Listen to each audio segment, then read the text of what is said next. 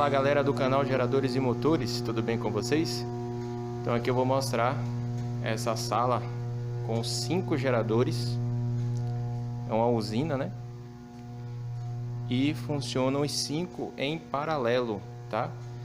Então cada um deles tem 450 kVA e funcionando em paralelo, né? Então, conforme eu já até mostrei no vídeo que vai aparecer no canto para vocês, o que é paralelismo, eu estou mostrando aqui na prática essa usina, que ela tem esse detalhe, são 5 geradores idênticos, 450 kVA cada um, motor Volvo, é o TAD 1242GE da Volvo, e rende esses 450 kVA multiplicados por 5, né, que são a quantidade de geradores aqui.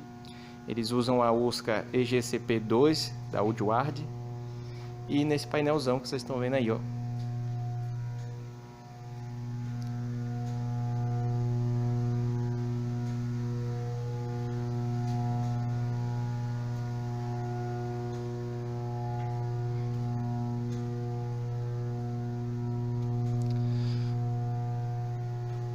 Aqui tem um detalhe interessante, que essa configuração de painel com o Woodward, você precisa designar um aqui para ser o mestre. Então aqui tem essa chave com 5 posições, e neste caso aqui ele está usando o gerador 3 como gerador mestre, né? É justamente aquele gerador que parte e que é usado como referencial para que os outros se igualem a ele. Tanto que quando esse gerador mestre ele dá um defeito, às vezes toda a usina, no caso dessa usina aqui em específico, ela não designa outro mestre e toda a usina fica inoperante. Então é um detalhezinho interessante aí que eu vou mostrar para vocês, mas a gente vai falar mais sobre usina na sequência. Eu vou mostrar para vocês agora uma outra usina com 2 geradores, e eu vou estar explicando um pouquinho mais sobre o funcionamento de geradores em paralelo na prática agora, né, nesse modelo de usina. Então aqui a gente já está em uma outra sala, é o mesmo cliente, só que agora esses 2 geradores aqui, eles alimentam a outra carga. E aqui eu vou mostrar para vocês que o princípio não muda, o que muda às vezes é o módulo, a unidade de controle muda, mas os princípios do paralelismo são os mesmos, tá? Então lá nós observamos que existia um gerador que era designado mestre, que era o gerador número 3.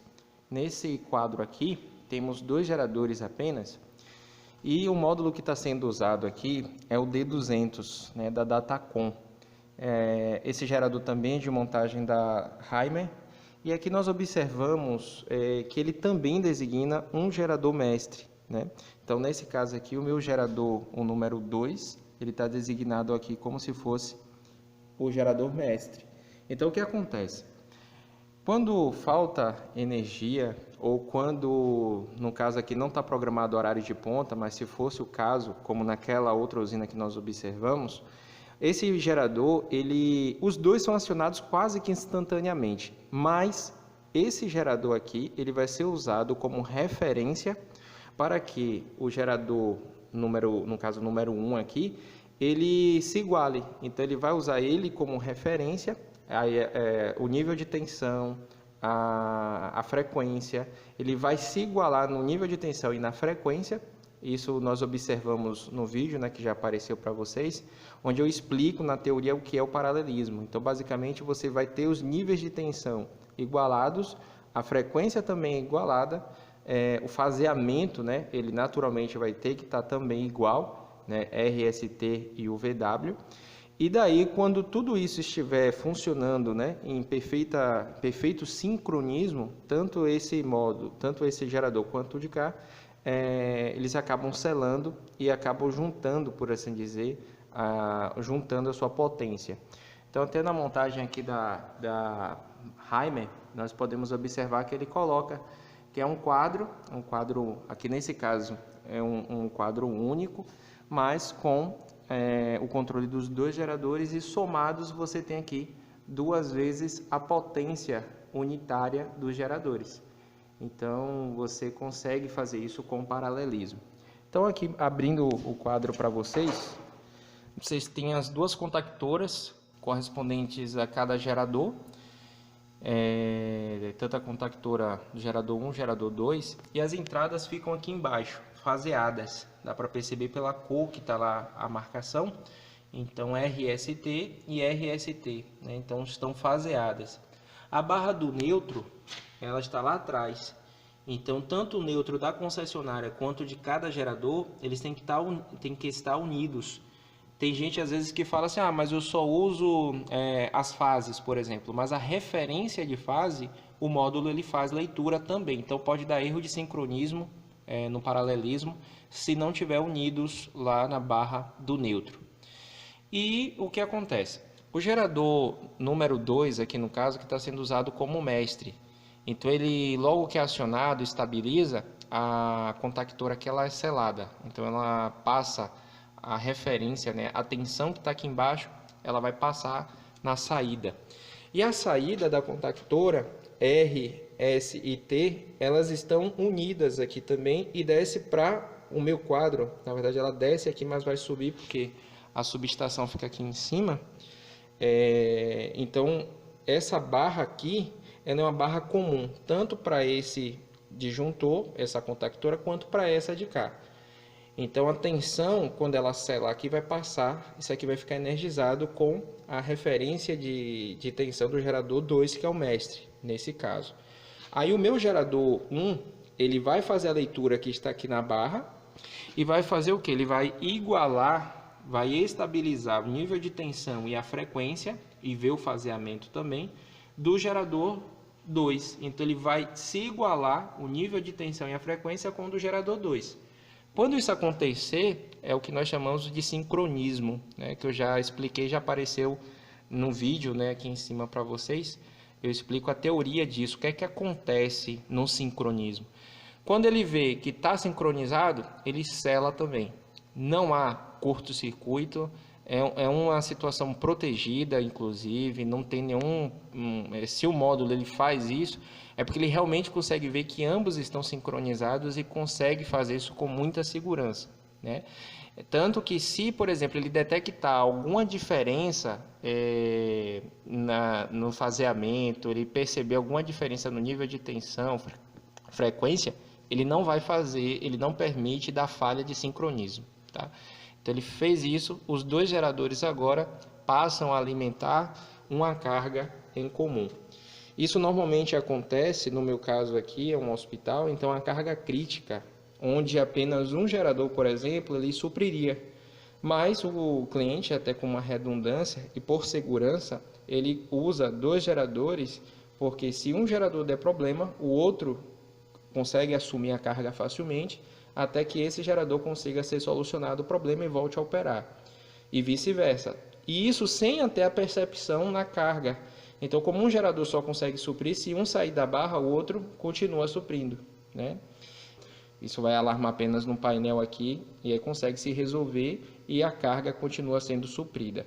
Uma outra situação também que acontece para o paralelismo é quando não se tem espaço, por exemplo, para ter um gerador aqui que fosse somado à potência dos dois. Então, um motor muito grande, no caso, então na usina, a primeira usina que eu mostrei, teria que ser um motor muito grande, mais de 2.000 kVA, em um gerador só. Isso é uma desvantagem muito grande, porque até se ele der problema, você fica com toda a sua carga sem poder utilizar, você fica com 2.000 kVA sem usar.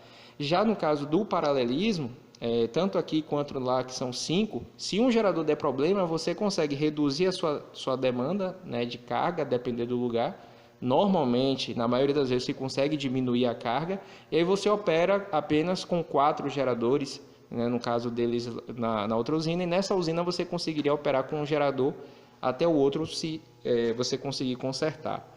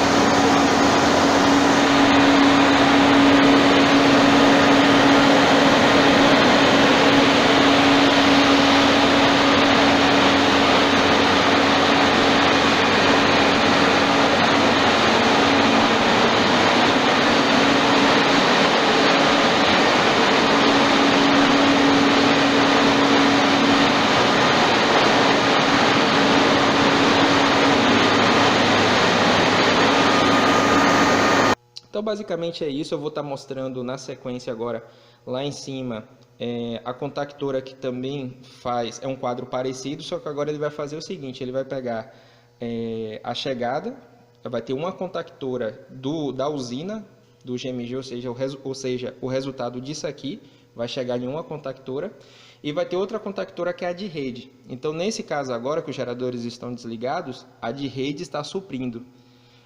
Mas quando o gerador ele entra, ele faz rampa, além de fazer o paralelismo, aqui ele faz a rampa entre a usina. Então essa contactora ela vai acabar fazendo sincronismo lá em cima, usina e concessionário, e depois ele tira a concessionária e fica apenas a usina suprindo a demanda. E quando, no caso, a concessionária ela volta, ou quando acaba o horário de ponta, ele faz o sincronismo também, só que agora para tirar a usina. Então faz o sincronismo, a concessionária entra e a usina sai, ficando assim a rampa, né, como nós conhecemos. Para quem ainda não viu o vídeo sobre rampa, vai estar aparecendo aí no canto também. Contactora de rede piscando, está dentro, alimentando a carga, e a do gerador está fora, está desligada.